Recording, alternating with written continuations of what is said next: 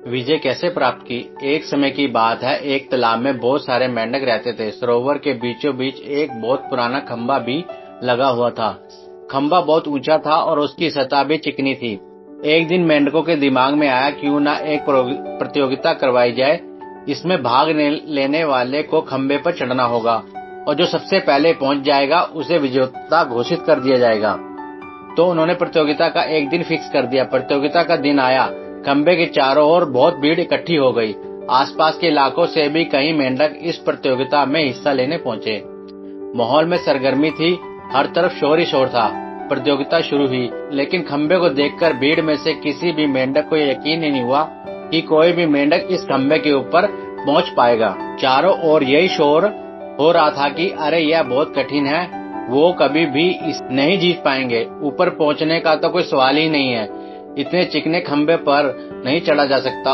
और यह हो भी रहा था। जो भी मेंढक कोशिश करते हुए थोड़ा ऊपर जाके फिसलने के कारण नीचे गिर जाते। कई मेंढक तो बार बार गिरने के बावजूद अपने प्रयास में लगे हुए थे, पर भीड़ तो अभी भी चिल्लाए जा रही थी, यह नहीं हो सकता, यह असंभव है।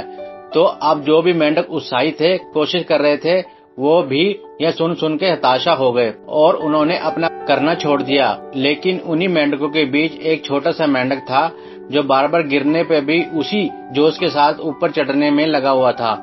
वो लगातार ऊपर की ओर बढ़ता रहा। आखिरकार वह खंभे के ऊपर पहुंच गया और इस प्रतियोगिता का विजेता बना। उसकी जीत पर सभी को बड़ा आश्चर्य हुआ। सभी मेंढक उसे घेर कर खड़े हो गए और पूछने लगे, तुमने यह असंभव काम कैसे कर दिखाया, कैसे तुमने सबको पीछे छोड़कर विजय प्राप्त करी। तभी पीछे से किसी ने बोला, अरे उसे क्या पूछते हो, यह तो बहरा है, आपको समझ आया वो कैसे जीता। जी हाँ, उसके आसपास जितनी भी टांग खींचने वाले थे, उनकी आवाज उसको सुनाई ही नहीं दी, जिससे वो नकारात्मक नहीं सोच पाया और अपने लक्ष्य पर ज्यादा फोकस कर पाया और जीत गया। शिक्षा दोस्तों, हमारे भी अंदर अपने लक्ष्य को प्राप्त करने की काबिलियत होती है और हम शुरुआत भी कर देते हैं, लेकिन अपने आसपास के ज्ञान चंदों के कारण और अपने नकारात्मक माहौल के कारण हम अपना काम या तो शुरू ही नहीं कर पाते या फिर बीच में ही छोड़ देते हैं। तो दोस्तों, आपको जो भी पीछे रखने वाली आवाजें हैं, वो कोई भी हो सकती हैं, चाहे वो दोस्त हो, रिश्तेदार हो या फिर आप खुद हो। इन सबको इग्नोर करना ही होगा।